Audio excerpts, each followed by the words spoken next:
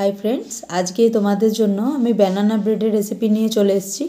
তাই এটা তোমরা বাচ্চাদের টিফিনেও দিতে পারো, নিজেরাও সন্ধ্যাবেলা বা ব্রেকফাস্টেও খেতে পারো। চলো রেসিপিতে চলে যাই। তাই এখানে আমি 1 কাপ ময়দা নিয়েছি। 1 কাপ ময়দার জন্য মাপটা হচ্ছে আমার হাফ কাপ চিনি, সেটাকে আমি গুঁড়ো করে নিয়েছি। এবার এটা অল্প অল্প করে দিয়ে আমি এটা ব্যানানাটা ভালো করে আরও স্ম্যাশ করব। চিনি দিয়ে স্ম্যাশ করলে আরও ভালো করে স্ম্যাশ হয়। আমার আরেকটু চিনি দেওয়া বাকি আছে, সেটাও দিয়ে দিচ্ছি।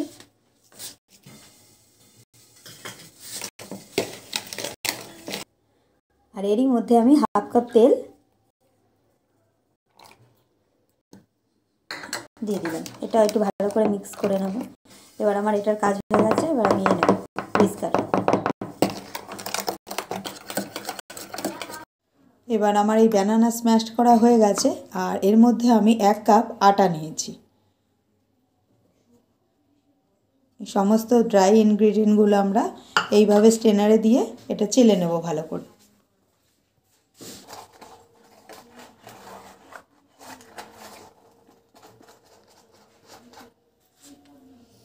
আর 1 কাপ আটার জন্য আমি এখানে 1 চামচ বেকিং পাউডার নিচ্ছি।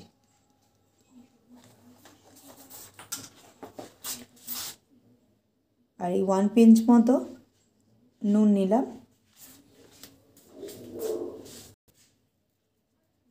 এবার এই সব কিছু আমি ভালো করে চেলে নিচ্ছি। কোনো লাম্পস এর জন্য পড়বে না।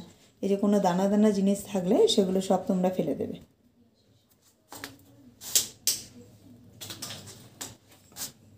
না,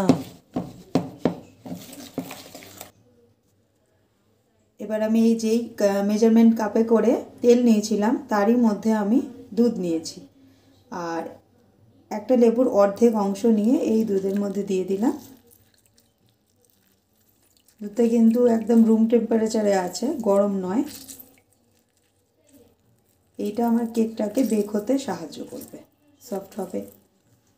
আমি ব্যাটারের মধ্যে দিয়ে আরেকবার ভালো করে হুইস্ক করে নেব। একেবারে রেডি হয়ে গেছে। এবার আমি কেক টিনটাকে রেডি করব। দেখো আমি কেক টিনটা নিয়েছি। এর মধ্যে আমি অল্প তেল নিয়ে পুরো টিনটাকে গ্রিস করে নেব। দেখো এর মধ্যে একটু ময়দা নিলাম। এবার এইটাকে পুরো এই টিনটার মধ্যে মাখিয়ে নেব।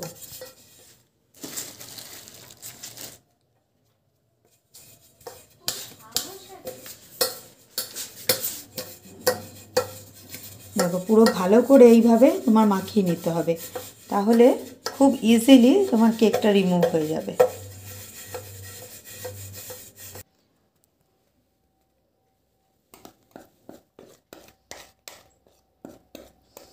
পুরো ব্যাটারটা আমি এর মধ্যে ঢেলে দিলাম। আর আগে থেকেই আমি এইসব যখন রেডি করছি তার আগে থেকেই আমি গ্যাসে রেখেছি।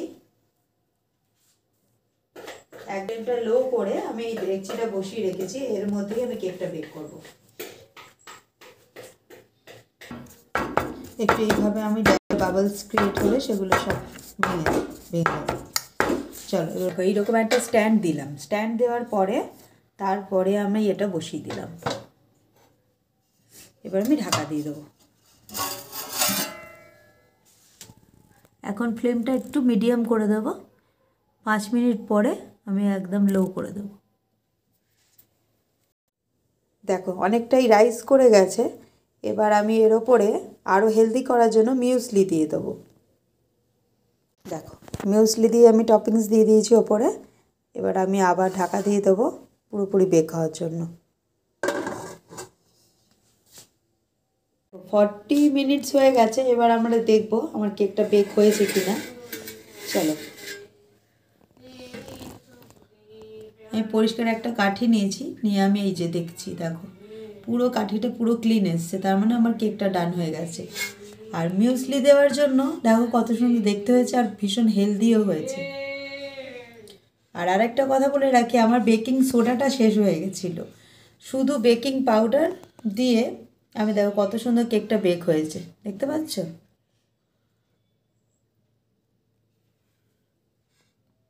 আমি সাইডগুলো একটুখানি হালকা ছাড়িয়ে নিলাম। এবার এটা গরম গরম আছে,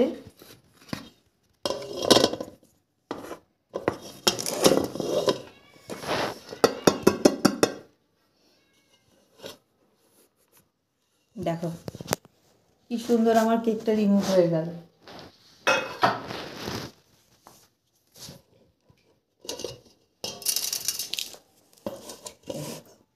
কতটা সফট হয়েছে দেখো, তোমাদের এক পিস আমি কেটে দেখাচ্ছি এখান দিয়ে।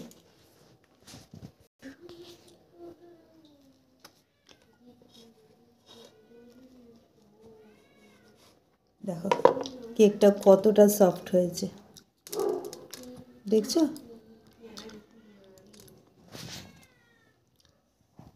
তো তোমরা অবশ্যই এই কেকটা ট্রাই করে আমাকে বলবে, কেক না সরি ব্যানানা ব্রেড, তোমরা ট্রাই করে বলবে আমাকে কেমন হয়েছে। টাটা।